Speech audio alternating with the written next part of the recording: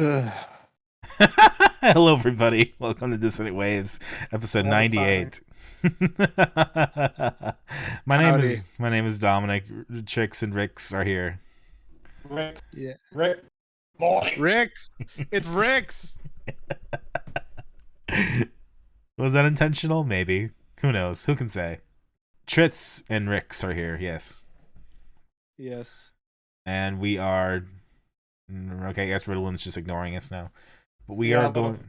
Okay, we're gonna talk about a few albums today. This is the year of the double album, which means we're gonna fold this like a book. We got Vision 3D's Hypnose or Hypnose, whatever you want to pronounce it as. We've got Kendrick Lamar's Mr. Morale and the Big Steppers. We've got King Gizzard and the Lizard Wizards' Omnium Gatherum. And we got Ballpark Music's Weirder and Weirder. What a fucking week. Holy. I'm just gonna say right off the gate, there's one album that'll probably make it into my top 10. One album I'm completely indifferent to. One album that I think could be shortened, and one album that I don't really have an opinion on. Well, we'll let you spoil which one it is straight away for what me and Dominic decided is going to be the first one we cover, because this is going to be a bit of an overwhelming week. Yes. And just in the space of, there is a lot of content to go through. So And we should point it's out. best- Go ahead. I was going to say it's best to start off with the one that's probably the shortest of it, which Yes. makes it easiest to. We're gonna talk. digest it. We're gonna talk about Vision 3D's Hypnose or Hypnose. I just wanted to say though, it is worth mentioning just for people keeping score at home. Weirder and Weirder came out 2 days ago, about as of this recording, 2 or 3 days. Yeah. So we are doing our best with what we got. That being Indeed. said, how do you pronounce it, Tricks? Hypnose, Hypnose? Hypnose is how I pronounce it. We'll go with Hypnose's by blah, blah, blah. Vision 3D's Hypnose, the Belgium band, garage band. Yes. It's the greatest French punk since Carplane Point Ra. I can't remember how to that. Yes, it's French language, but made in Belgium. Which speak French, so that would be why. Yes, Yep. it's Lorenzo's home country you- for the most part. You were sounding very confused that the Belgians spoke French. No, I know that. You just had me off put for a second because I forgot that it was in French, actually. Because Fair the enough. thing is that it's punk, so it's not like the lyrics are like super like digestible in that sense. If you are listening to them very deeply, there's like a really clear thing happening. It's kind of just all part of the experience, right? Yeah. Also, we haven't actually done. I don't think we've done any French act in the French language. Correct me if I'm wrong. Slift was in We English. have not. Was Slift in English? Slift? The album title was in French, but the rest of the album was in Yeah, English. the lyrics are in English. Daft Punk is French, and they're in English. I think those are the only ones that done. Like, you think of all the French acts that you know, and you're like, surely there's one that does quite a bit in the French language. Yeah, Justice was we've English. We've covered another Belgian band that's done songs in French, though. Which one was that? Petite League. I guess I do confuse.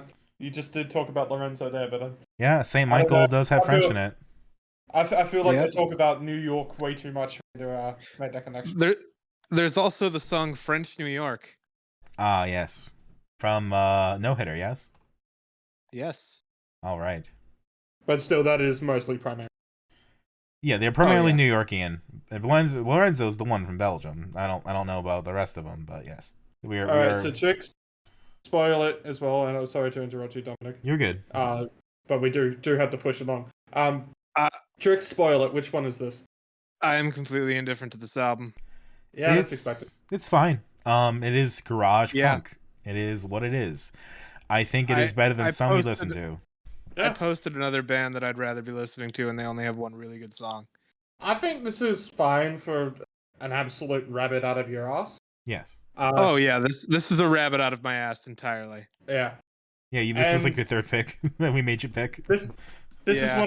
these are one of those ones where it's, you go up to people and go, look how obscure my music taste is, and instead of Jeff Mangum and the Hungarian folk or whatever that was, you got this instead.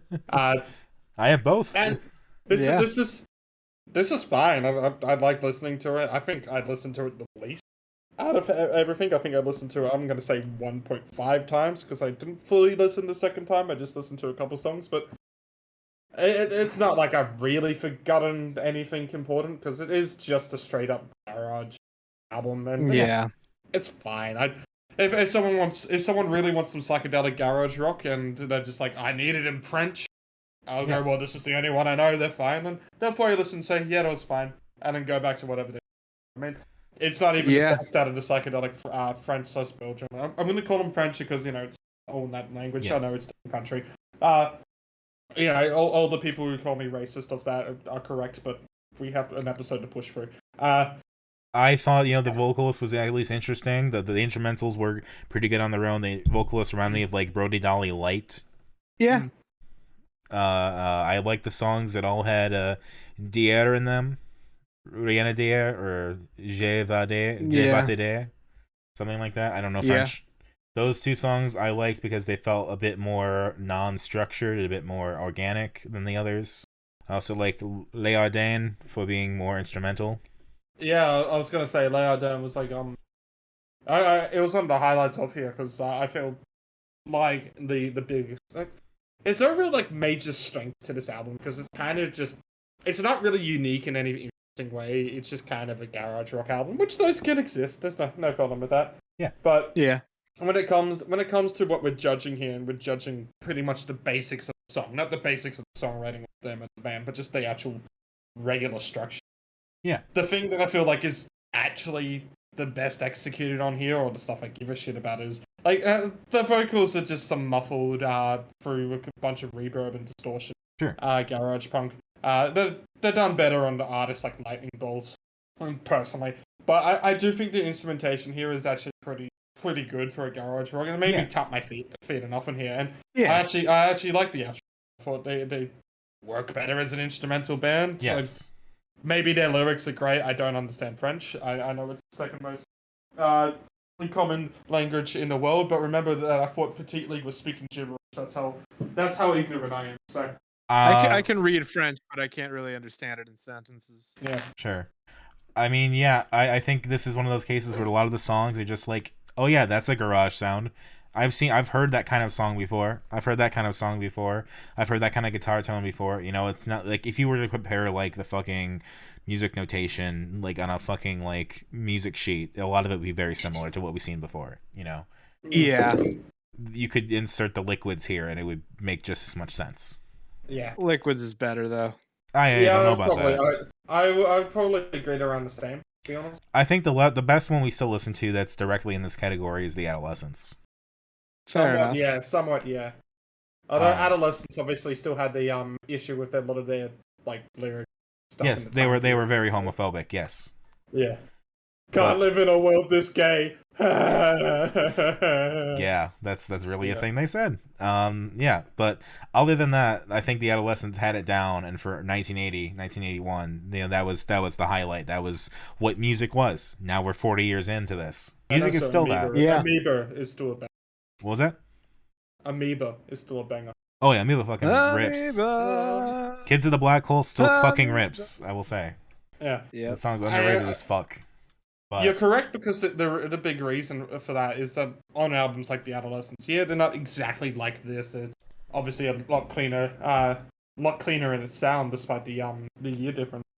Is Adolescents had a lot more standout, and it's weird. An album can suffer if it has just that clear standout and everything else is weak, but it's a weird kind of like survivor bias shit that's happening on here, because you think something's better because you can remember one thing, but maybe when you listen to them both, sometimes something more consistent is better than something that's had a bigger standout. But when albums like this don't really have a standout, it kind of makes it hard for me to go back into it. Like, yeah, I did compliment the outro here, but it's not that standout. There's nothing really crazy on here that I go back to and say, hey, here's a song I recommend. And it is also, it's a weird fucking phenomenon, but it's also what makes songs more popular and stuff, that are very kind of more focus group produced and stuff like that, because they know what hits what creates hits and stuff, and what stands out to a majority of people.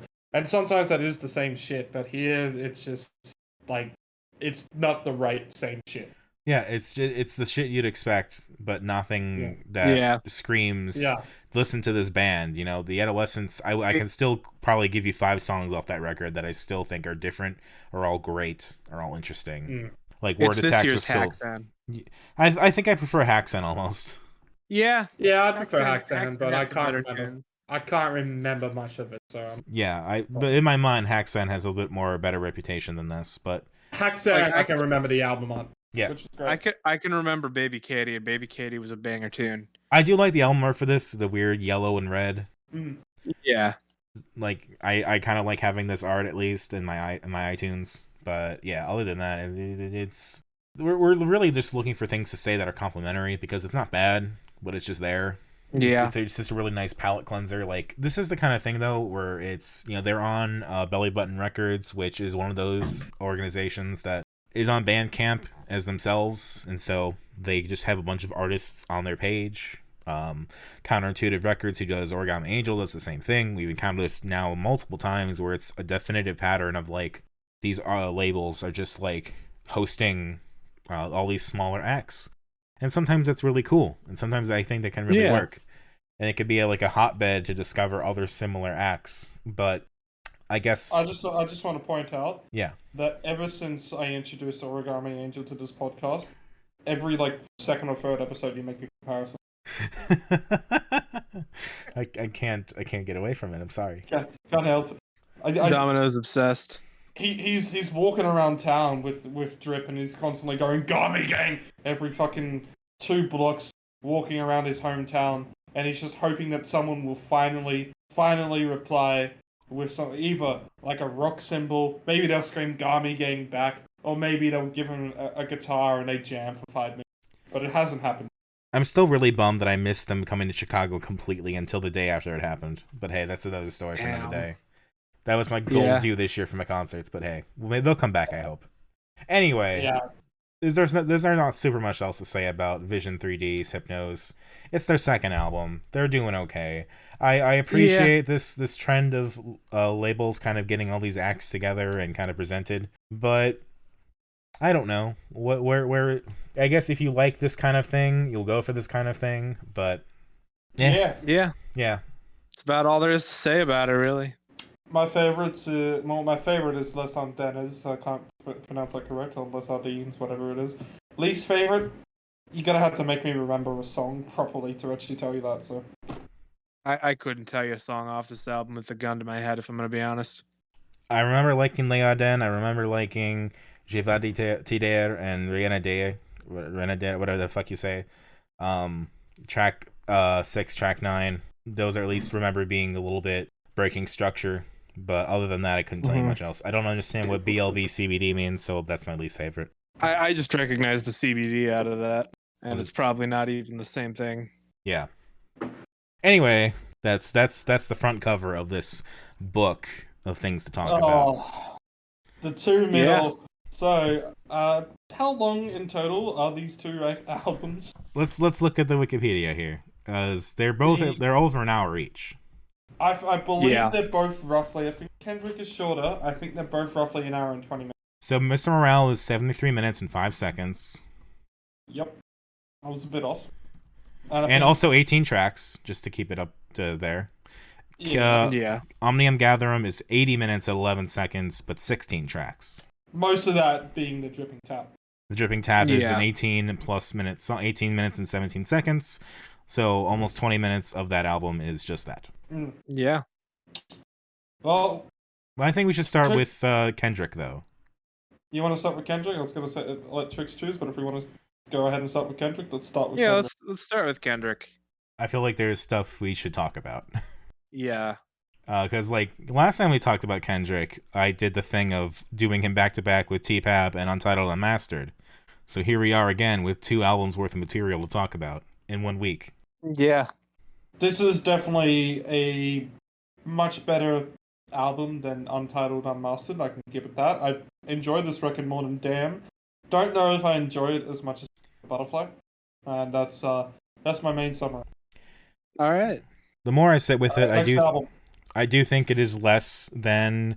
I think T-Pab is overall really high standards. There are some dips, but it overall remains a consistent quality. I think this album swings bigger in some ways and it has a high bar of quality, but there are also parts of it that are just like okay, they're fine, they go by. You know what I mean? Like, I think obviously one of the big things about this album is that whilst To Pimp a Butterfly is mostly about black culture in America and how it's perceived and how it's treated and all that. Whilst obviously there are still some topics about that on here, this album, and with it being a double album and Kendrick being kind of politically motivated as it can be, this album stretches out to a lot more different topics, and I think also brings some interesting topics that aren't really talked about or haven't been talked about properly in the more I call Kendrick mainstream rap just because of his popularity, but it's not like he sounds like the most mainstream. yeah, That's why he's as hyped about as he is. I mean, like songs like Father Time. It's not the first person to ever talk about topics such as like negligent fathers or missing fathers or anything.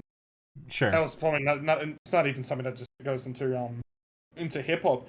Obviously, one of the big standouts at the start, N95, which is to the mask and shit, like a specific type of mask, pretty much the one everyone's wearing, pretty sure, which is kind of like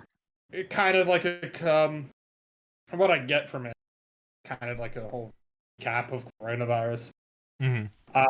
And then obviously the big one, which is Saved for Last, which you didn't really expect a rapper as big as Kendrick to kind of talk about, but really fucking glad that he has, is Auntie Diaries, which talks a lot about transgender rights. Yeah. Yeah. Like that was the song that when I first heard it, would definitely made me like just kind of stop and listen, like more than anything else, of like, oh, okay, this is what this is about. But we'll get there. Yeah. Yeah, this is a messier album. This is a more widespread album. This is, I think, he sums it up really well in United and Grief in the beginning, where he's like, you know, I can't remember the exact number, 1,000 some days, writer's block, you know, I've been going through something, be afraid. And so this is kind of like a shotgun blast of like everything, where T-Pab was like this really centralized story told across a lot of different songs that was not like a super like fictionalized beginning, middle, end, like intense thing, but was still a thing that carried throughout.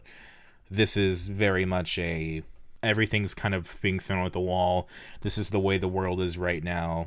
Let's just kind of dive through all these topics and just kind of see where things end up. Well, I feel like a big also reason as well is it definitely has felt since COVID and stuff. And remember, it has been since 2017 that Kendrick last put out a record, which huge gap compared to his usual. Like, obviously, Untitled Unmastered that was 2016, wasn't it? It was like that 1 year. Yeah, but he also produced the Black Panther soundtrack.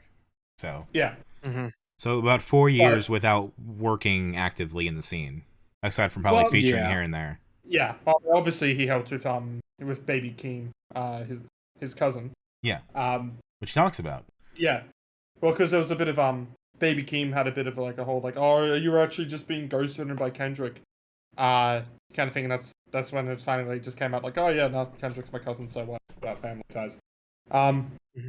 But just going back into kind of like the release period. So remember, like the kind of whole, I know it's not Kendrick's breakout tape, but the kind of whole big first like the first real huge release from Kendrick was Good Kid, Mad City, which came out 2012, and then 3 years later is To Pimp a Butterfly, and then Damn is 2017, and that's like that's the period that we're getting for the last three albums there. There's actually not that much weight, and obviously you had all those things in between. Mainly from To Pimp a Butterfly came out in 2014, so the album was already kind of known for a bit in here. And here it's just kind of been 5 years, and then suddenly a singles release that's not on this album, The Heart Part 5, and then this full-on double album later. It's a pretty wild release. So let's consider what's happened here. Okay, so 4 or 5 years, Kendrick is 34. So realistically, 7 years ago, putting out To Pimp a Butterfly, he was 27, which is huge. And then, okay, he's had children since then. He's had like a more, I guess, concrete relationship with his wife. I think they got married at some point, like after 2015 or in 2015, somewhere in there. But, you know, he's very in a different place between our last albums with him and then what's going on now. And the other point that I was going to bring out with having all these topics and stuff, it definitely has felt, especially since Dan, not just the last 3 years, we had the other 2 years, there has been a lot of major topics just politically worldwide that have kind of shaped where everyone is now. Obviously, climate has had a huge rise when it comes to a big issue. I'm also just talking about shit that's happened. Australia just had an election where a lot of these issues came into play. I mean, transgender rights themselves have actually had a huge boost in the past. So obviously, this stuff did not just exist 5 years ago. I'm not going to try and say this is all new stuff, but they definitely feel like they have become bigger, just these things that we're all known about. And I think it's also because Corona, when it's happened, which is obviously talked about in here, has made everyone a lot more politically aware. Yeah. It's a weird kind of side effect of shit. But because of that, it's kind of hard. Like, when To Pimp a Butterfly came out, there was obviously one of the big topics in America around that time was still about African American rights, or I say it as African, obviously the black community searches more around there, but that was still a big issue, and it makes sense for an album to kind of be more focused on that one topic. But here, whilst there are issues that should be big enough to be a single topic, it feels like there is so much, it makes sense for Kendrick to put a record out like that. Hold on, you got robotic there. Can you repeat that last sentence or two? Yeah, so I got a bit robotic. Hold on, that's just my internet being shit. Apologies. I am still sounding robotic. You're going to have to tell me. Keep speaking. Keep speaking. Yeah, I'm going to keep speaking. Anyway, what I was saying was, because the whole world has a lot of major topics, for Kendrick, who's pretty politically motivated, it makes sense we have an album that kind of goes for a lot. Oof, you're okay. You got it. You just stopped. You just cut out there completely. Yeah. That's just something else. Maybe reconnect. Yeah, try reconnecting real quick. Other things that have kind of happened since, you know, all of this. Kendrick has gone into acting. He was in Power for a minute there. He had the whole beef with Spotify over XXXTentacion and his stuff being removed, and other people like R. Kelly, his songs being removed because of the whole, you know, violence and abuse, and Kendrick coming out against all of that, and that kind of comes up also in this album. I'm trying to figure out when the Good Kid, Mad City concert controversy happened as well, because there was a famous incident where he had a white woman on stage rapping for the song, and she said the N-word, and he did not like that, and that also comes up back in this album. Yep. Yeah, that was a weird controversy. But I still don't know what to think about that. It's kind of like, what did you expect? Yeah, but that all comes through in this. That this is like, whereas I think To Pimp a Butterfly was a bit more considered, a bit more insular in that, like, he's going to talk about things, but talk about them in this very specific way, in this very specific story. And Damn is, I think, a bit more. Damn is a bit, I think, more of a, I don't know, like a call to power, a call to pride, a call to really, you know, really lift people up and be something for them. This is like the reality check of let's really actually talk about all of this. Let's really get into it and like just do it and just really be free and speak. Now, one question. You have one question. That's all we got from you. And oof. This is going to be a tough one. Oh, man. Okay. All right. So this is the album I really don't have much to say about. I feel like I'm not quite qualified to speak on it, if that makes sense. I mean, you listened to 3 Kendrick albums already. Now with this is my favorite of it. It's past Untitled Unmastered. And more, past To Pimp a Butterfly? Yeah, I liked Untitled and Master more than To Pimp a Butterfly, remember? Okay. Let's try reconnecting again, I guess. I don't know, you just completely are not doing anything, but okay. Yeah, so I mean, I think United in Grief really sets up, okay, we're going to talk about stuff. I've been going through stuff, watch out. And N95 comes through, we're talking about COVID, we're talking about, father time, we're talking about daddy issues. We would go into like We Cry Together, we're talking about how couples argue and how people talk to each other, and We Cry Together is a really big moment on the album because it's a huge argument kind of told in rhyme back and forth, but also still sounding really realistic most part, at least for what people would say and how they react. Yes. Taylor Page is on this. She's an actor. She does a really good job with Kendrick, kind of really throwing lines back and forth at each other, really sticking it to each other. Okay, Ritz is restarting internet. I think We Cry Together is interesting because most of the songs kind of go by. It's like, yeah, okay, cool. Kendrick has a style. These kind of float in different ways. But I think We Cry Together is a really big moment, kind of like Anti-Diaries later, where we are kind of hit with something that unfolds in a really different way, a Kendrick way, but a different way, where we're actually taken aback for a second because it's something really, really raw and personal. Yeah. Yeah, it's, it's stuff that's like, what are they even fighting about? Oh, he's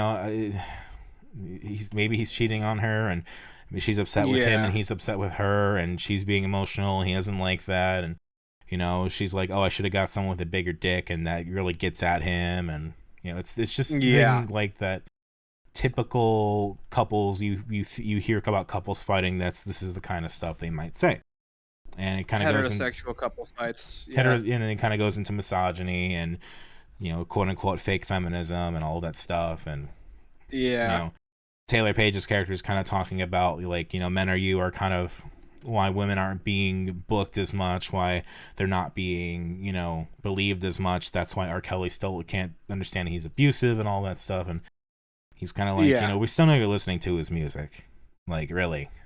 So it's a thing that brings up a lot of ideas and topics that are really not addressed directly, more left for people to think about.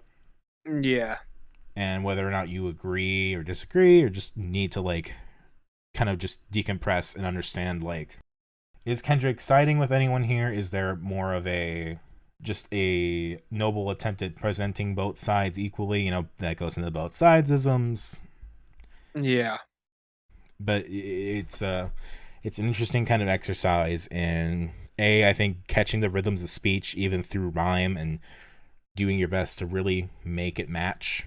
And also kind of pointing out hello. We have to do a massive apology. So if I sound better, yes, that is because we have fully restarted the internet here. It had started raining, potentially could storm. Just checking that now, and if so, maybe we get a bit. Anyway, my question that I was going to ask before my internet completely cut out. By the way, I am about to get a storm, so. The question that I was going to ask is Tricks with Vision 3D. We got your spoiler on which album that was. Which one is it for Kendrick? This is the one I don't feel qualified to talk about. Fair enough. Yeah, I just went through a whole thing of We Cry Together, kind of talking about Kendrick's catching, kind of speech, how people talk, how couples argue, how people fight, and also kind of doing it in rhyme in a way that sounds really natural for the most part. I think it's a really big highlight of the album. I really like... Because I think a lot Kendrick has a style, and a lot of the songs they have really nice production. You kind of marvel at some of the things he says. United in Grief has really cool beat switches that I really fuck with. But I think songs like We Cry Together and Anti-Diaries are the songs that really make you actually fucking stop and listen and consider, because they throw heavy punches and really make you consider things. Yeah, that's fair enough. I think after We Cry Together is probably where my least favorite part of the album comes out. Purple Hearts, the end of disc 1, kind of the beginning of disc 2, Count Me Out, Crown. Not songs that are bad, but just stuff that doesn't really do anything for me. They got good parts, bad parts. I do think it's fun that there are songs called Die Hard and Silent Hill. You know, are they references to the media or not? Who knows? But who knows? I do want to talk about the album more, but I do also want to talk about Anti-Diaries. Trix, you said you listened to the Anti-Diaries, and before I assigned it, that's all you heard. Yeah, that is all I had heard going into this album. I had just heard that it was the trans Kendrick Lamar song. I wasn't exactly sure what to go and expecting it. But it is absolutely 100% a super respectful song. And it's just like a good song for like that captures the getting your head around the fact that you were homophobic or transphobic, if that makes any sense. Yeah, because like from my understanding of it, you know, Kendrick is like a straight cis black guy, and he's not around the LGBT community to the extent that we might be. And so this is kind of a portrayal of like how someone not in the know kind of comes in the know. Yeah. And and so it's like some of the stuff, I guess, you know, if you want to like go at it, you know, some of the wording is not exactly perfect. Some of the, you know, there's some dead naming, there's some, you know, a lot of F-bombing in there, but that's all kind of, I think, part of the song. That's all meant to be there. The song would not be the same without the slurs or the dead naming, as strange as that might sound. I mean, well, transgender dysphoria blues needs to use slurs. Otherwise, it wouldn't hit the world. So that's also written by a trans woman, though, so it's a little different. Yeah, I know it's a little different, but that's still a use of the slur. Using I think there's an acceptable use of the slur. You know, it's because ultimately the message that Kendrick comes back to is like, hey, you know, if I was offended by a white woman saying the N-word in a situation where I gave her the mic during a concert, you know, it's kind of brought up to him. Well, we can say the F word all you want, but now you got to let that happen too. Yeah. And that, I think, is kind of the moment where maybe it really made sense to him of like, oh, okay. Yeah, I think that's 100% how it clicked for him. And so it kind of goes into like how F-bombing was like just a thing in comedy. Everyone said it all the time. And so, you know, it was never forget the very controversial Eminem line where we're out to Tyler, the Creator, pretty much started to come out. Obviously, you know, not in a direct way that, you know, he has feelings towards men sometimes, and Eminem was like had that line which said, "I see why you call yourself." I'm not going to say the slur. Yeah. It's usually as comfortable as I am saying it around here. In that context, it's not really still good to say it, even when you think the line. It's just a really fucking bad line. Yeah, but because I remember Eminem's. I think he sampled, like he worked with Bon Iver or something, and Bon Iver had no idea that line was going to be used. Mm. And it's like it wasn't okay back then, and then you still have little people using it. So obviously in the case here, it's like great that there's some self-reflection as well, especially to previous lines. I mean, everything is always a product of its time. That's just how things work. What can be said today might not be great to say in like 50 years. I don't mean this in a whole kind of like fucking, oh, we need to cancel that or something. I mean, it's just in a word, like words and dynamics. Yeah. There are a lot of like Hilltop Woods, which I like. They have a lot of lines back in the earlier stuff, which seem to have a little bit of jokes that do make expense out of homosexuals at times, which it doesn't seem homophobic. Like they don't seem homophobic in it, but it's the lines can still be misconstrued. But that's just how things were in the early noughties. It's just a product of its time. So now you see them doing this stuff, and they don't do that anymore because it's not a product of the times. Yeah. So yeah, that was kind of the point I'm getting at. I don't know why I said so. I have nothing else to say. Yeah. I think it's interesting kind of learning about life in this way through other people and like how things make sense to them, and Kendrick having these people in his family who were transitioning and going through stuff and how it all makes sense to him. Yeah. Because I like going back to kind of United in Grief again, that's kind of the beginning of like, you know, I think it's his wife that's narrating the part where she's like, tell him your truth, tell him the truth. Mm-hmm. And so this is all a big attempt to do that even culminates later than this into Mother I Sober, which is about, abuse and his family and dealing with that and how that affects all the way down the line from you being really young to what that then turned into. But Anti-Diaries does the same thing, talking about how, his uncle basically was like the first person that really taught him about like writing raps and kind of like culture and trends and things. Yeah. And how that was a huge influence on him. And then you have a lot of that, and then you have the inverse of that, where here are these bad influences in Mother I Sober that are kind of also pushing at him. And there's like a big theme of therapy in this album too. Yeah. Where he kind of has a bunch of opinions about therapy kind of thrown across the album, and kind of I think meant to be done in a way where he's kind of edging toward it more and more, but in the beginning he's very resistant, and then it kind of comes up again and again, and he's inching toward it. And then in the second half, in the Mr. Morale section, there's a therapist-like person speaking, that kind of sets the tone. And like, okay, maybe he's actually going through shit now and sorting his shit out and trying to actually talk about it so that he can move on and do other things. Yeah. And that's the kind of where Mother I Sober also ends, to kind of jump ahead a little bit in terms of like, I think it's a bit of a big moment that's not exactly earned in a sense, kind of the grandiosity of like, you broke a generational curse.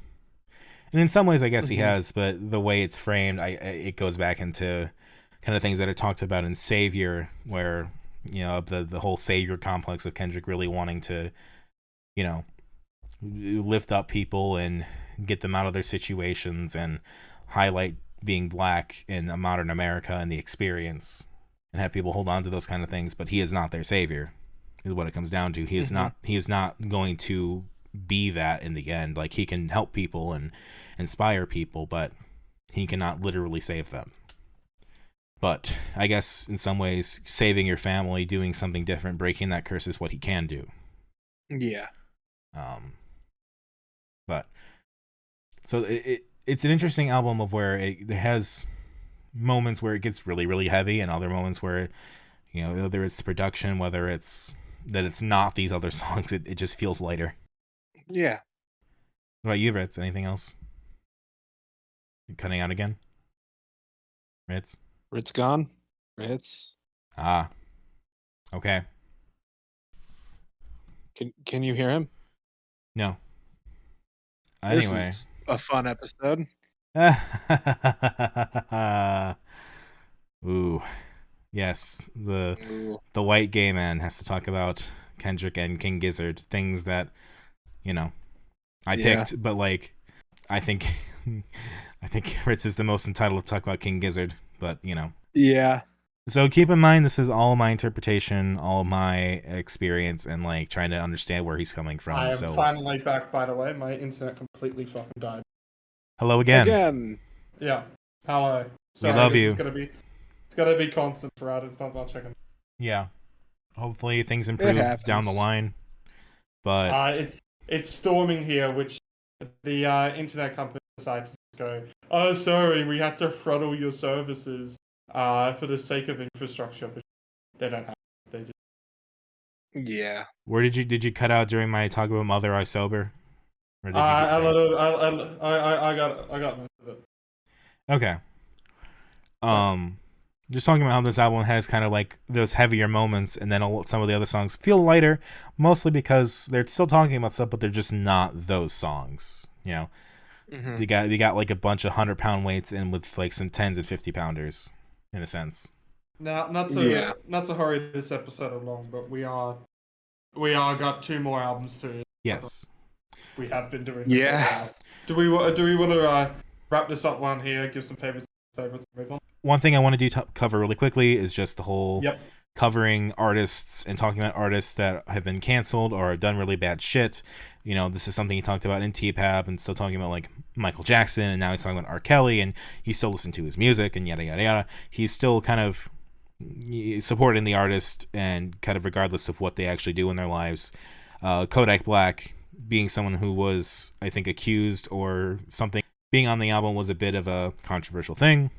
Just wanting to point that out. Fair enough. Having things against him and saying some bad shit and being disrespectful and all that. And it's one of those things that's I don't exactly know where he's coming from with that, but I know there's a point there, and I think it's a better point than like Kendrick or like Kanye is making, putting Marilyn Manson on a Donda album.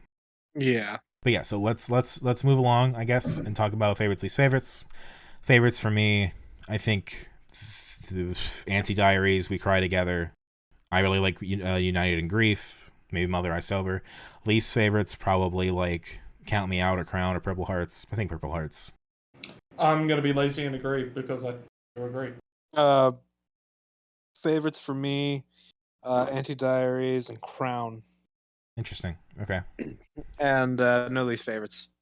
All right. So then let's go to the other half of this book and talk about King Gizzard. The album that I finally understand what the hype is about with King Gizzard. For real, this time. Drip, drip on the top, don't slip. This album could have been shorter. The dripping tap.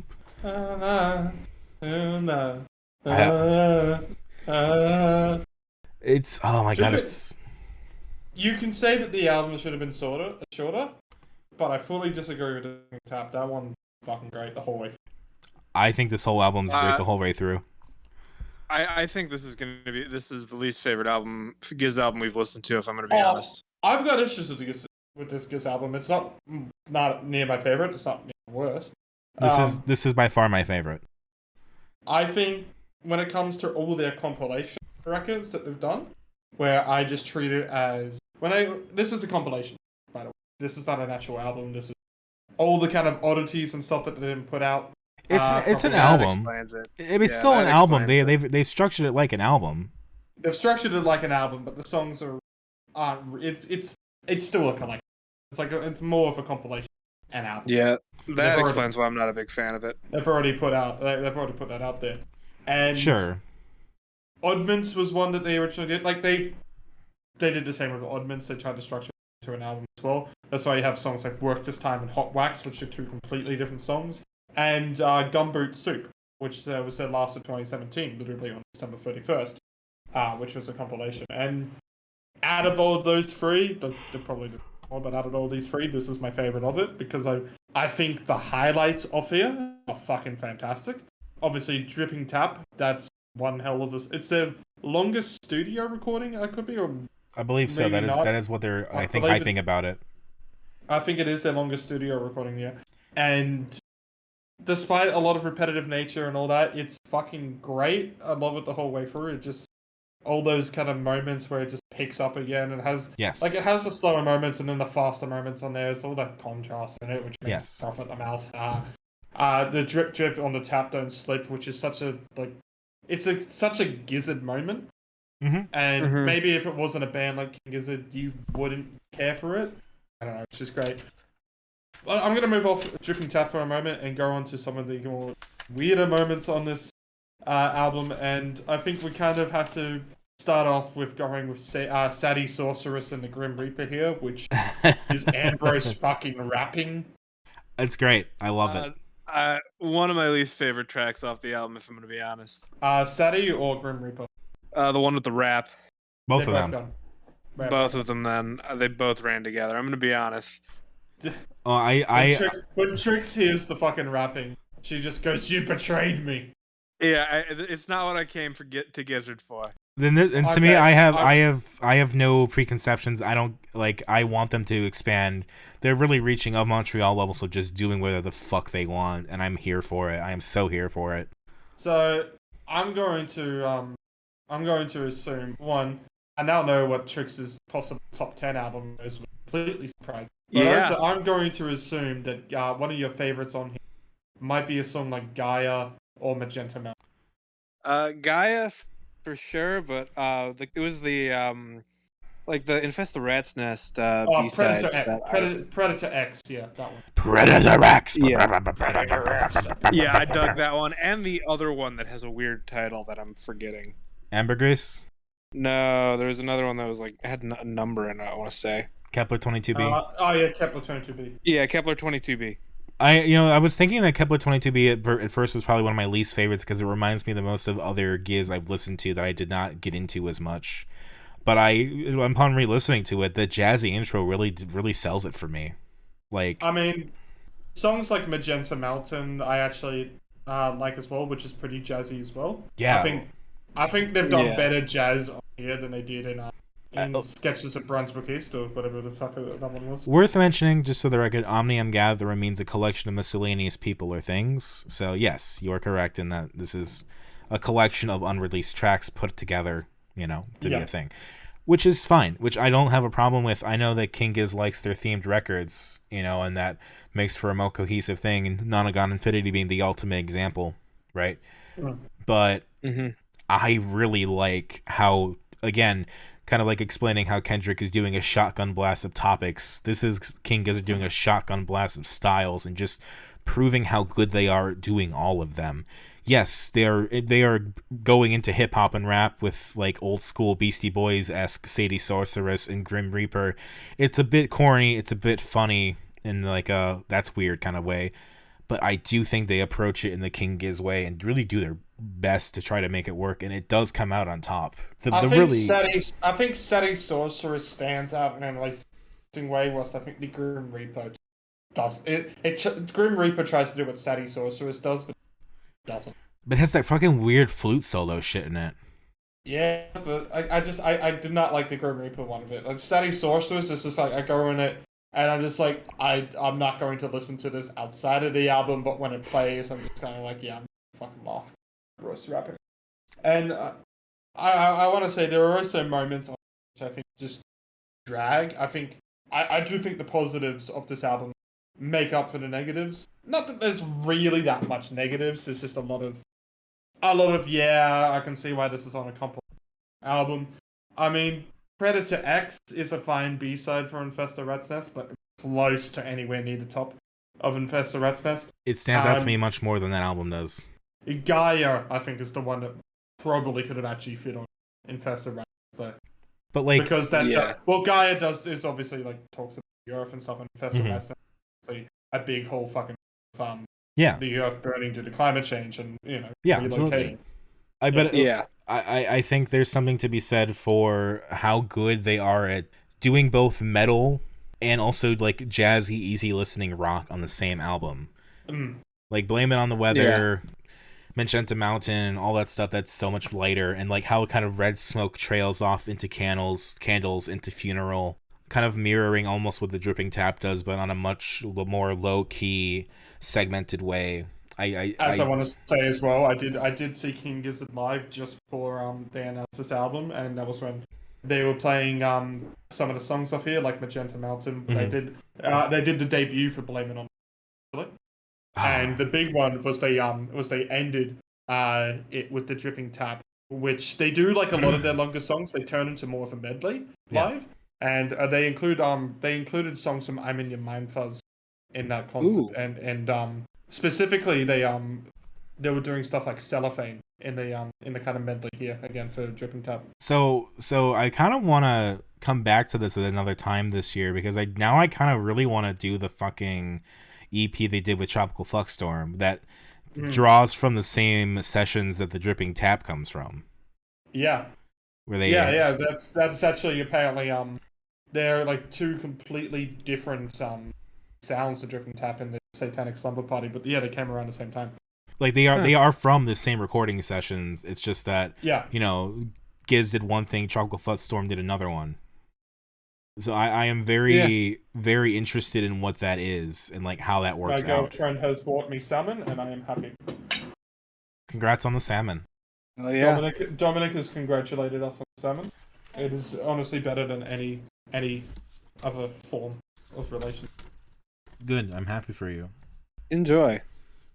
Anyway, great. It's a great compilation. It's not anywhere near my favorite King Gizzard releases, just because again, when there's so much, sometimes it is quantity over quality.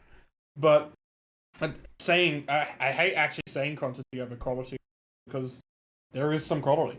Yes. There's some real fucking quality on this record, and even Tricks, who you don't think this is anywhere near a good King Gizzard, you still have quality off this record. Oh yeah. Yeah. I really like that they made a double album. Mm. I really like. I think it's because it's like, you know, if you look at like their canon, they have Made in Timeline as their previous full released album, and it's not really that. Made in Timeline's like a weird side project almost of like incidental music that they created that's vinyl only, exactly 30 minutes. You know, 2 songs each 15 minutes. This really weird thing that is considered their 19th album that, you know, people have not really heard comparatively, and. Yeah. And there's this. Yes, sweetie, there are bones in the salmon, by the way. Yeah, be careful of those bones on the salmon. Yeah, that's why I was being careful myself. They tell you they debone it. And Yeah, you're always gonna have to find bones. Like fucking fish, man. Like I keep talking about this every time it happens, and because I think it's an interesting phenomenon that I've had happen to me this year. Of like, nothing is dethroned. Ants from Up There is the best album I've heard this year. But as the weeks go on, we're getting closer and closer. And I think, you know, this is my current second favorite album of the year. Understandable. I didn't think this would be the record that Dominic would pick, let alone be his favorite Giz album, but here we are. Because there's just so much going on. They jump through so many genres that it's just like playing genre roulette and just like fucking spinning around and let's try metal, let's try easy listening, let's try jazz, let's try rap, let's try the old Nonagon Infinity style, let's try just a long Giz song, let's take these sessions that we did and make something out of them. You know, let's have a song that goes across 3 different songs as we kind of trail out the album. Like it's a compilation, we can keep saying that, but I think that almost betrays how good it is because it sounds like it was an accident. Mm-hmm. But like, this is the first thing they've done. This is the first studio like full recording they've put out since, you know, because KGLW and Butterfly 3000 were all, you know, COVID sessions of like people separating and doing shit. So even if this is like a lot of older songs that they retooled or kind of brought back for this album, I think there is something to this that is more special for me, at least. I don't know why this one. Maybe because it's just every time we've done King Giz, it's just opened the door more and more. But even like everyone has their own favorite. Even the Garden Goblin being that weird speaky, Englishy, weird song, I just appreciate for how weird it is. I heard that plate fall like you can't believe I actually talked about the Garden Goblin. Fair enough. That was just me moving it because I realized I do have to open my laptop later. All right. Fantastic fucking album. Favorites. Unless we're done, do you need to talk about anything else with it? Nah, I'm happy to move on to.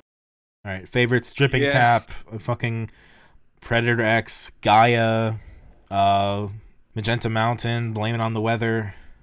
Oh god, Candles is cool. Least favorite? I don't know. They're all really good. I don't know. I'm not gonna pick a least favorite. Maybe Red Smoke if I really had to pick one. That even then I really like because Red Smoke has a weird polyrhythm that I'm not into, but really good. Really, really good. Favorites: Dripping Tap, Gaia, 100% the 2 best songs on here. And do like Magenta Mountain as well. Least favorites: Grim Reaper is definitely my least favorite on here. And I'm not really a big fan of the Garden Goblin, not gonna lie. All right. That's my nicest way of saying it. Favorites for me: Kepler 22b, Gaia, Predator X. Least favorites: the ones with the rapping. And that's all I'll say. One day you'll like Hip Hop Tricks. One day I will, but today is not that day. Lorenzo's announced a rap album on Twitter. I would be so down for that. I'd force myself to listen to it. I would love to see what Lorenzo has to come up with for a rap album. Oh my god. Alright. So, now we gotta talk about the one that came out 2 fucking days ago. Ballpark music's weirder and weirder. So, Tricks, this is in your potential for a top 10 at the end of the year, you say? Yeah, honestly it is. I really, really dug this album. Well, it's a surprise because I do like this album, but I was let down. I really loved their self-titled 20. I thought that was an incredible return after I thought Good Mood Well, that's obviously a lot of people. I'm not talking commercially here. I'm just talking personally.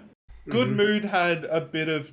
I enjoyed it a lot on listen, but when I went back to it, I felt there's a lot more issues with the album. And obviously, Every Night the Same Dream, we listened to and we thought it was okay. We didn't really have really strong opinions on here. But their self-titled, fantastic fucking record, and a lot of other people agree as well, as Cherub's considered their best song now. But I really like songs like Bad Taste Blues Part 3 and Day and Age. And then the singles came out last year. We had Sunscreen, which was a great lead single into here and made me excited. And then Stars in My Eyes came out. And that song's fucking incredible. It's just a nice little build-up. It has kind of similar to Day and Age, with its structure, but I feel like the sounds are a little different enough in it to actually make it stand out on its own. Money was alright as well as a single, but release day comes. 10%. 5%. 0. We'll get to that in a second. Release day comes, and I listen to it, and I like this album. When I'm saying I was let down, doesn't mean I don't like this album. I like this album, but I was really hoping for a stronger end to this album than we actually. Yeah. It's a really great first half, and then an okay second. Interesting. Okay. Yeah. I would say the opposite. Like it's a good first half, but I like the second half more. I think both are pretty strong. Fair enough. We've got different opinions on this one.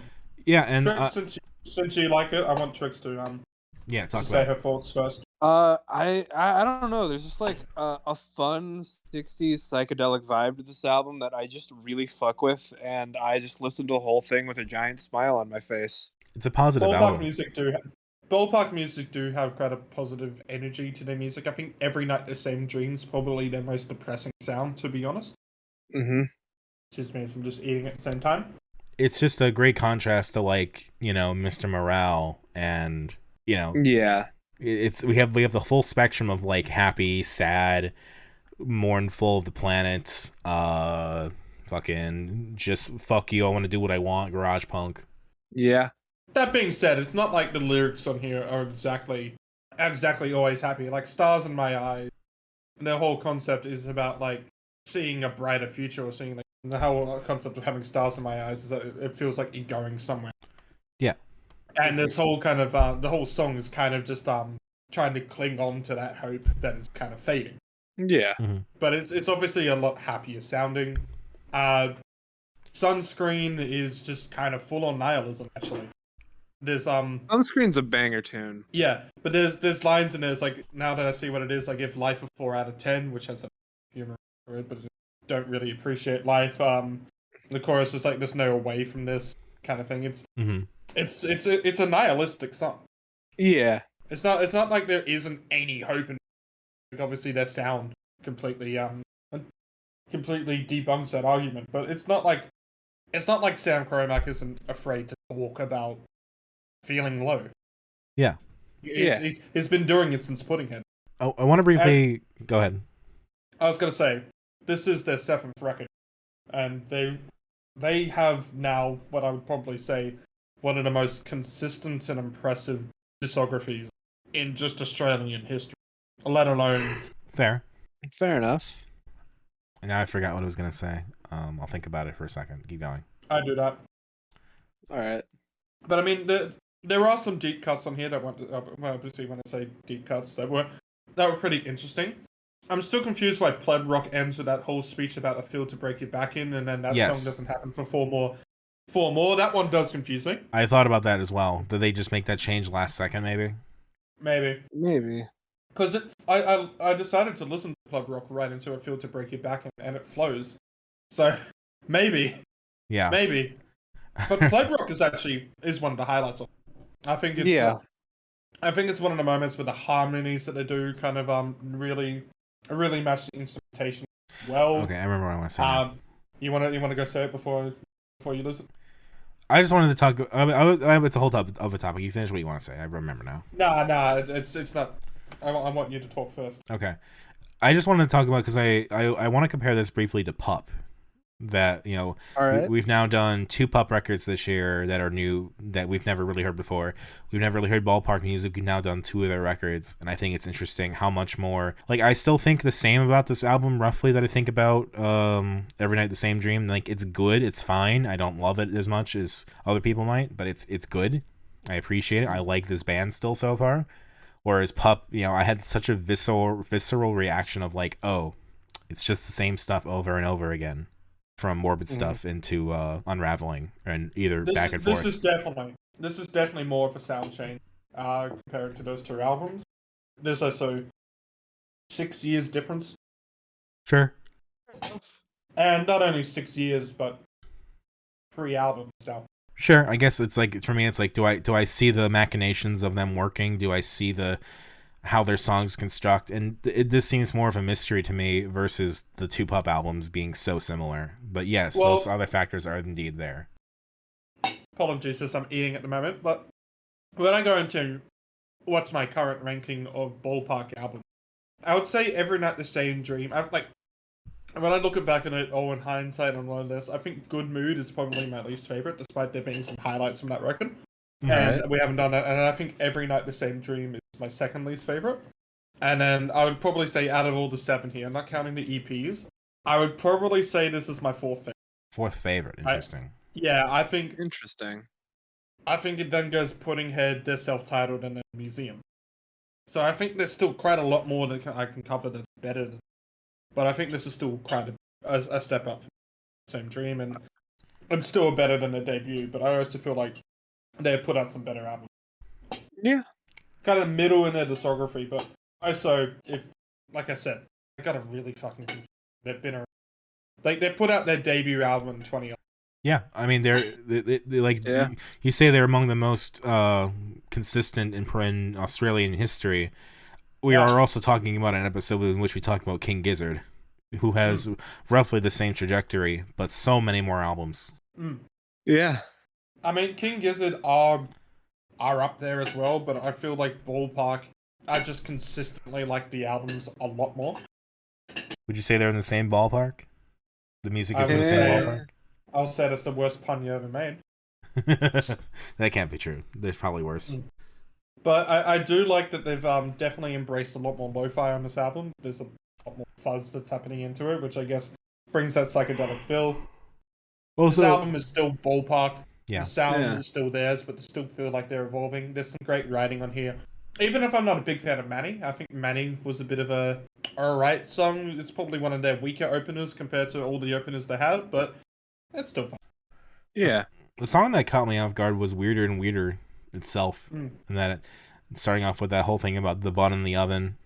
And like, my mind's a casserole now, and they keep adding a layer every year, and things starts just getting weirder and weirder, basically. And I thought that was a really interesting way to talk about kind of life, and really cutesy in a way, but also kitsch, and also just, I don't know, it felt a little profound, I guess, a little interesting for that.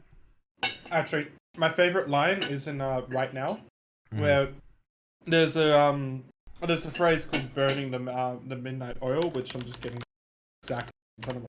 Yeah, the Midnight Oil actually coined that, yeah. Yeah.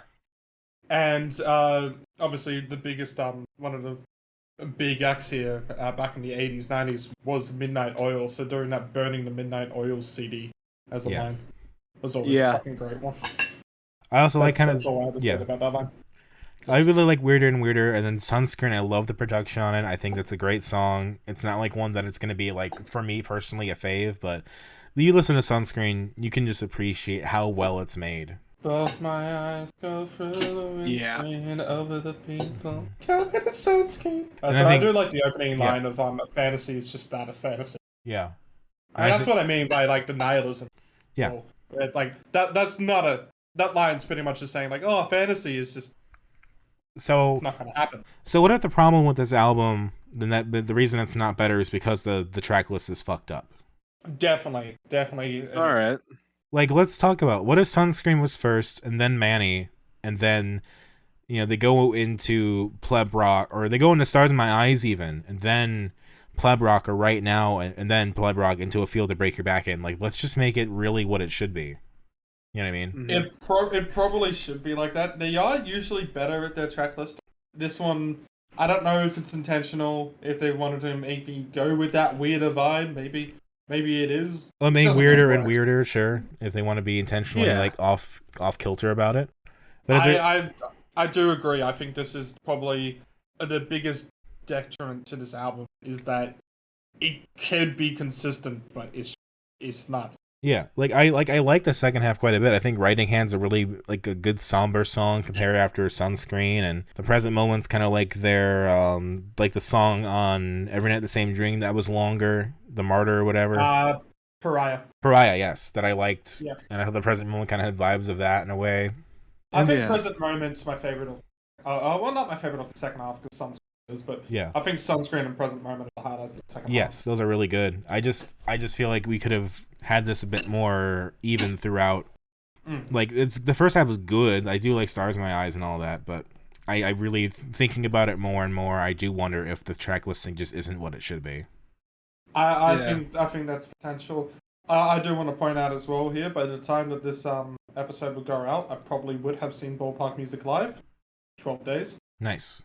maybe 11. Let me do the math on this. Alright. 11 days. No, 12 days. And I also think that the cover art to this is the best out of all the cover arts this week. Yeah. It's very fucking beautiful. I do like Omnium Gatherum, but this is really good as well. Yeah. It's Ballpark putting out another Ballpark. I do like album Hypnose now. as well. I like it. The cover album with Hypnose is pretty fun too. But yes. And we are also doing this, as we said before, this is the album that we have the least preparation that we've ever had a proper album for. Yes. That we Yeah. were doing a first reactions one too, because I would like fuck all of you. We're doing it on we're doing one that's coming out, and I think it's somewhat come to making this album a bit more of a rush to actually listen to, which I don't know if it's worked in our favor or not for liking this, but I've listened to this quite a bit. Yeah. Despite it, I have now despite too. it being quite Yeah. recent. Like I think the first time I listened to it, it completely washed over me, and I've been busy the last few days, and some of those listens I've tried to have other shit's been going on, so it's kind of been there, kind of not. But even in the listens where I'm like super paying attention, I still have things washing over me, still have things that are just not connecting. Not stuff that's bad, just stuff that's like, yeah, that's there in the background. Like right now is a great example of my mind just goes, oh, that's a Beatles song, and then it just tunes out completely. Gotcha. Someone's literally just messaged me that they're doing a secret gig as well in 3 days. Oh, Where they're Nice. named the Pizza. the Pete's, The Pizza. the pizza. Yeah, Pizza. And someone's just messaged me going like, because you can get their ticket for 35, or you can get the ticket and the CD for 36. So someone said, I'm going, but they don't want a CD. If you pay $1, I will give you the CD. So I'll take that. That's very cute. I like that. Yeah. I'll take that $1 CD. And good timing on that, that as well. Yes. He literally just messaged. Get that live on Apologies, recording. sorry for yawning so much. No, it's all good. It's literally 4 a.m. for you. Yeah, It's deep in the night. it is. Remember when we used to record at 6 a.m. our time? Oh my god. Oh god, yeah. But we were recording at all times of the day ever, so we're fine. But Yeah, this album, I like it. It's good album. there's stuff to like about it, stuff that's all right. Nothing to super hate. It's a positive album, which is not always something we do, which is cool. It's both Yeah. positive and nihilist. Like Yes. it has. It's obviously it's more positive, but yeah, I think thankfully this has solidified that Ballpark will be an artist that I do choose more later down the line because it's obviously getting well reception, and I do think they have better albums.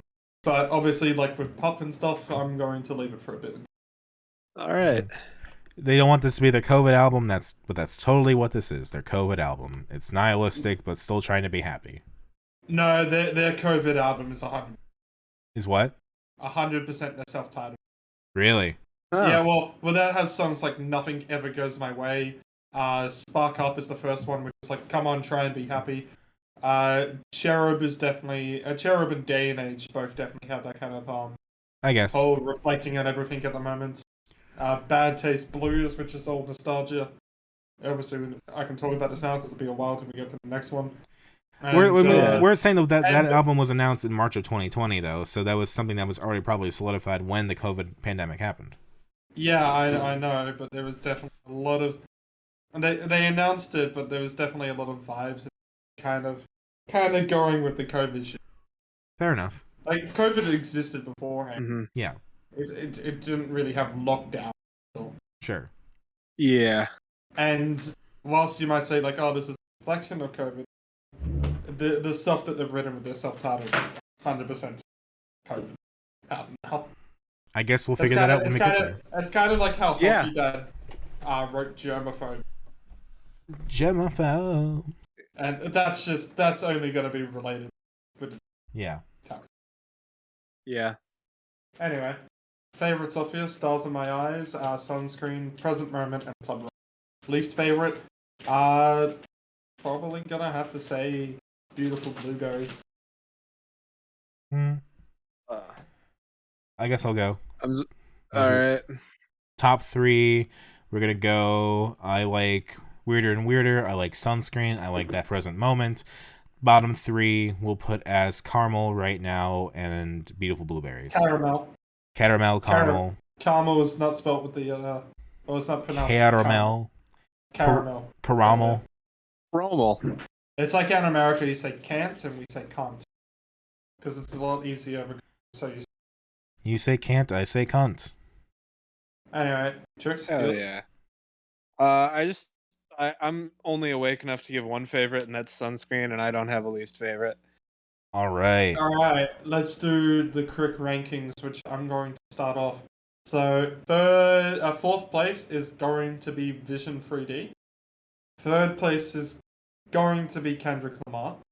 Third and second I'm going to tie as Kendrick Lamar and King Gizzard. Kendrick Lamar, I'll replace that. I'm doing this on the fly. Number 3 is King Gizzard. Number 2 is Kendrick Lamar. Number 1's Ballpark for you? Okay. Yeah, well, I'm going to listen to it a lot more than... Alright, I'll do it next. Number 4 is going to be Vision 3D for me. Number 3 is going to be Ballpark Music. Number 2 is going to be Kendrick. Number 1 is going to be King Gizzard. Ritz's original order for me with Kendrick and Ballpark Music, or not Ballpark, King Gizzard swapped. So, Kendrick 3 King for Gizzard, you. 2. Yeah, King Gizzard 2. Interesting. And Ballpark 1. Yeah. I'm the odd man out here. Okay. Yeah, the King Gizzard and Kendrick are close to me. I just think the Kendrick is a lot more consistent. Alright. So, I want you two to talk about what you want to do for this next episode. Episode 99. The one where we kind of clear the air, share our songs, do all the stuff. Yeah, so I'm allowed to talk about the topic that we're going for, or did you want to reveal it? Go ahead and talk about it. Yeah, so next week then, obviously what we're doing, so we're doing a songwriting episode, which we haven't done one of those in a while, but in here we're not actually doing this kind of whole announcing that we're making albums again or anything. Instead, we've actually just been doing lyric writing. And I actually really kind of thought for a while, what do I pick for episode 9? And they were like, do I just pick one that I've been listening to, one that I've been meaning to do? But I think if we're doing a lyric one, I should pick a record, which I think... Well, one, I've had some indirect inspo from how this band does their lyrics and stuff, just for how I do it. I think they're very story-based type of writing, and I think I try to do that a little bit myself, even if I'm not in the same type of vein to do it. But also, I think this record is just by far one of the most haunting albums lyrically of the past decade. Okay. And we haven't covered them. We need some good old angst. And Dominic, I think your high school friends or your high school classmates raved around this band a lot from what I remember you saying. We are finally going into La Dispute and we are covering Wildlife? Alright. You said Wildlife, you cut out there. Yeah, I said Wildlife. Yes, I have friends who love La Dispute, or La Dispute as I thought they were called. But yes, so I think they'll be happy about that, if they even listen, which they probably don't, but that's fine. Yeah.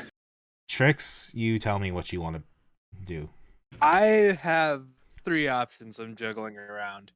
Jiggling. All of them... juggling, not jiggling. But I have 3 options that I'm juggling around. I've got one that I know you'll love, Domino. One that I think you'll both enjoy, and one that I think you'll be indifferent to, and they're all some level of songwriting attached to them. Okay. I think we'll go safety, Dominic, if you don't mind, and we'll go with the one that we both love. Let's do that. And then you wanted to pick 2 though, Trix. Well, yeah, I'm going to overrule you guys because there's something I really want to do now that I think about it. Okay. And apologies. Okay, that's how this works.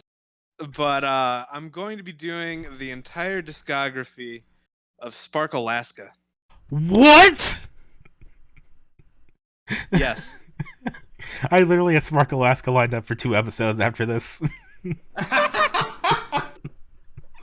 I was like, episode 101, we're going to do Spark Alaska. Beat you to the punch. To be fair, when episode 100 has already kind of been planned as it is, I think we do have to cover some stuff that is very important. Sure. I agree. Yeah. Episode 99, and it could potentially be our longest episode. Yes. So okay. Yeah. Well, I need you to be specific because I have Spark Alaska's discography, and so we need to talk about what this includes. The 2 main albums, I think. Because there's also an EP. Let's throw the EP in there too. So we have, and there's also a bunch of singles, which we can talk about the singles. I don't know if we want to exactly include them or not, but optional. Okay. So we've got Longest Winter. Everything You Know Is Changing, But It'll Pass, I believe, is the other album. And Transatlantic Waves EP. Those are the 3. Yep. And then I could even share the files or something for the singles if you really want to talk about it. But yes, right. I am so down to cover Spark Alaska. I think it's time. Yeah. There's gonna be so much to fucking listen to. Holy shit. Okay. I'll update that in my list later. All right. So now I have something I have prepared for you both. In my hand. Alrighty then. In my hand, I have a list 1 through 9 of options to choose. They are all EPs. They could be collections of EPs, single EPs, whatever the case may be. All right. We're all How many do we get in total to choose, or are we doing all 9? We're all gonna pick a number 1 through 9. However, before we pick, there is also a star option, which is an album. And if you both choose the star option, you both will pick the album, and I'll pick an EP. Okay. So, do we want to do the star option, or do you want to choose numbers 1 through 9? Numbers. I'm gonna call you a coward and say pick them all. Everything? Pick everything. Oh God. Absolutely everything. Oh God. Are you sure? I am fucking sure. Oh God. Okay. Oh God. Are you ready for this? Hell yeah. You're gonna post this in chat. Okay, I'm gonna type this out as we go. Okay. That's number 1. Come on. 1. I've pissed off Trix so much. 1. It's gonna be Slythamine and Smash Desk. Yes, baby. Yes. All right. 2.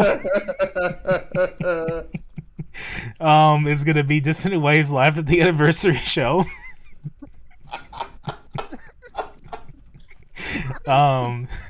3 is gonna be Raccoon Love, Cassette Runner. All right. The first actual good one. 4 is going to be Homelessware and Record Setter's Split EP. Hey. All right. 5 is going to be Paranol's Light Ceiling Black Dots EP. Oh my God. This went from pure dog shit to beautiful. 6. Oh, it went from beautiful dog shit. 6 is going to be Donny Benet's Le Piano. Yeah. 7 is going to be so 7 is going to be an act that I need to figure out what the fuck is going on here. So it's a Japanese chiptune artist. They have one EP. Right. So the one EP, they're both from last year. One EP they're known as Nosuke, The other EP, they're known as Isonosuke. I will put the two names in chat right now. One is called Decreate EP, and the other one is called Enemy EP. In between those, he's also released a game soundtrack from a Steam game he put out. I didn't want to cover that because I'm glad I didn't. So we're going to do these two EPs, and fuck you, Rich, you're not going to make me say pick the game soundtrack too. We're not doing that. Oh my god. We've already got two. 8, then, is going to be Okay Cool Songs from the Spare Room. All right. So the absolute fucking shortest. 2 songs. Hell yeah. And number 9. Single, basically. No, I want to just say with that, okay, cool. It's not just 2 songs. It's 3 minutes and 44 seconds. Yes. So, yeah, a single. So, shorter than Sleeper. Yes. It's our... Yeah. To my knowledge, it is complete. It is a complete release, not just a single. It is meant to be a kind of multi-track release. Yeah, I call like 2-3 song singles. It will. What's number 9? Number 9. I wrote as we did the episode. It's Satanic Slumber Party. Hey. Okay. So are we going for that this? That one's with tricks. Fuck it. Are we doing Fuck this? it. What's the star? Let's do the star.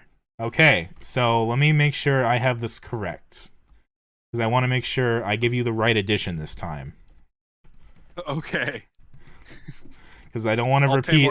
I don't want to repeat of last time. Or listen to the New Year's Eve edition. Yes. Actually, I'm gonna look at my iPod to see what it is on there, so I know for sure that we're doing the right thing. Oh my god. So we're gonna. I just can't believe that we have to fucking talk about both the lyrics I wrote and the music I wrote, and there was so much difference in the quality between those. I'm gonna try to attempt putting a single out for the episode. Man, okay. Episode 99 is gonna be more hyped than episode 1. We're gonna call it the "Oh Dear God, What Do We Do" episode. That's. I definitely had a more poetic title in mind, but. It's going to be late night study cram session. Okay, so we're gonna do. Okay. Okay. Oh, why is this one different? Fuck. What the fuck? Okay. Whatever. We're going to do the debut album by Julian K, Death to Analog. All right. The European edition bonus tracks version, which is 17 tracks. However, I only have 16 of the tracks. So I'll have to figure out the 17th on YouTube. So, the star option is Julian K's Death to Analog. Okay. This has been my rainy day album that I've had in my pocket for about 80 episodes, maybe. There's a 15 song version, and then there's Death to Digital X, which is all the remix. So it's not that one, because the original release is 14 tracks. All right.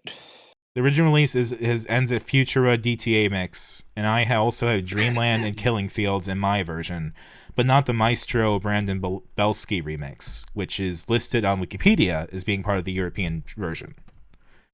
All right. So let's just say it's that one, not the one with all the other remixes. Just the. Yeah. It says it's the Maestro one. We'll stop there. All right. We're doing too much, and this is beautiful. Yeah. We're gonna die. Oh yeah. We are gonna die. We're gonna call the next episode like the "Oh Dear God, What Do We Do?" This one. And to be fair, wildlife might be an hour, but every time I fucking listen to it in full and start listening to the lyrics, it feels like it's taken off so many years. I have that many panic attacks. Okay. Yeah. So. Fuck! Why did we do this? Should I add "Stop Making Sense" and just make it the "Oh"? Fuck you! No. Dear God, what did we do? No. No. We gotta stop. However, if we're gonna do this, we're gonna throw in the Spark Alaska singles. Yes. Okay. So okay. Let's take this through. We're starting with La Disputes, Wildlife. Then we go into the Spark Alaska discography, the entire thing, and that includes Everything You Know is changing, but it'll pass. The album Longest Winter, Yep. the EP Transatlantic Waves EP, and then I have 3 singles on Bandcamp right now. They are Take It Easy Tiger live acoustic, Feel the Flowers, and In Miles and In Mind. In Miles and In Mind. What about You've Become My You've Become My what? Sleep Central? Is that off an EP? Because it's not on Spotify. You Become My Sleep Schedule. Oh, Yeah, yes. You Become My Sleep Schedule. I thought I had that. Maybe it got removed. That might be on a... That might... It's on Spotify. Anyway, Spark Alaska stuff. Dominic, go into every single fucking EP and album you're doing. We'll say you become my sleep schedule will be just in it no matter what we figure out with it. Okay. All right. And then for me, because you've done this all to yourselves, and Beautiful. We're gonna go. To be fair, Trix didn't go for the album until she was fully into it. I did this to everyone. Yes. Yeah. This is Ritz's fault. I just no regrets. We're doing my entire list that was meant to be a roulette, but we're doing everything. Number 1, Ritalin for Kids Slythamine EP, and also the Smash Desk compilation. Number 2, Dissonant Waves' own Live at the Anniversary show, 2020. 3, yes, Raccoon Love Cassette Runner. 4, Home Is Where Record Setter. I think it is called Dissection Lesson Split EP. Yes. Number 5, Paranol's White Ceiling Black Dots Wandering Around EP. Number 6, Donnie Benet's Lay Piano EP. Number 7, Nosuke's Decreate EP and Isonosuke's Enemy EP. I'm probably still saying it wrong, though I'm trying.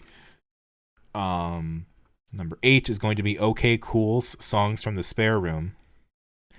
Number 9 is going to be Satanic Slumber Parties by King Gizzard and the Lizard Wizard and Tropical Fuckstorm. Yep. All right. And the star option, basically number 10, is going to be Julian K's Death to Analog European Edition. I can't wait until episode 100 and our special guest comes along and wonders why the fuck we're dead. Yeah. We need to make sure we lock in his pick as well, because Trix, you've opted not to pick for that episode, and I appreciate that.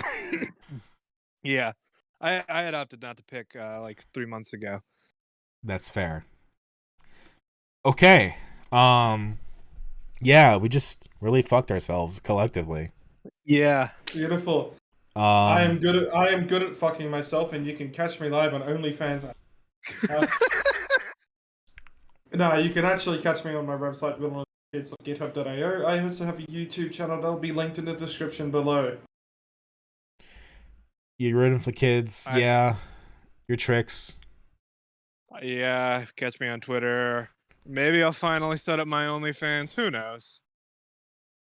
And I've been Dominic. I really hope you don't create an OnlyFans for the sake of. I feel like I have to support you, but I feel really uncomfortable. Just no, I've known you for so long, you know. I've actually been joking about making an OnlyFans for a few months now. Except the OnlyFans content is just going to be me eating sandwiches. Okay, but you need to eat this. You cut out there. That's probably for the best. Okay, but you need to eat the sandwiches, I believe is what was said. I said you need to eat the sandwiches naked. Oh. Anyway, yeah, I'm searching to make sure if I have this file or not before we go. I want to be dead on serious here. Eating naked is such a guilty. Have you ever eaten in the shower? Have you ever eaten in the shower? I haven't brought food that's not currently in my mouth. I have brought pizza in the shower and it was life-changing. Apparently beers in the shower. Otherwise. Shower beers, yes. I had a hard cider at the same time. I've not personally tried. My girlfriend is staring at me, just going like, "You better not bring food into the shower." I honestly prefer drinking in the shower, and that doesn't make me an alcoholic. It just makes me enjoy a spa day. She's really upset at the prospect of me eating in the shower. Okay, so I'm not eating in the shower. She's on vacation in a couple of weeks, so I'm just cleaning up the remnants. So you're just gonna eat some Chinese food in the shower? Yeah, on vacation. I'm gonna eat some good old chop suey in the shower. Okay. So, and just so we're clear, the singles for Spark Alaska again are going to be "You Become My Sleep Schedule," which I did not have, I guess, because it was a free download on Bandcamp. So I don't know if it ever got in my collection, my purchases. In Miles and in Mind, which is a song title, In Miles and in Mind, Feel the Flowers, and Take It Easy Tiger. That's all in there. Those are not on in an album, I believe. So. All right. Yeah, I've been Dominic. You can catch me online somewhere. Twitter at DACICHOCKI. I hate everything, but it'll be fine. We'll get through this episode if it kills us. Yes, I think it'll probably kill us, and that's the fun part. I think I'm going to finally do the thing I've been considering and just put all of these songs in a playlist like Ritalin does. And just listen to it all on loop. And just cry when it says it's 6 hours long. Yeah. Oh man, this is gonna be a fun episode. This is the longest. No, Caretaker episodes still might be longer. The math, we will have to do the math. It's gonna be one of those things where Songs from the Spare Room is just edges it over the gap. Yeah. Dear God. And I have to edit. Oh, this is amazing. Yes, we are really emptying our pockets and sharing our songs. That was my original title for the episode. We'll see if it sticks. 3 hours of Dissonant Waves beats to lo-fi study beats to relax and study to. Whatever the fuck the title word salad of those things is. Yeah. All right. I guess that does it for us then. We'll see you next week. Can you tell I ate an edible before this podcast and it kicked in? Oh God, did you? Yeah. Oh, you really woke up, it sounds like. Oh, I have. I'm outside pacing. Good. Have a good week, everyone. God.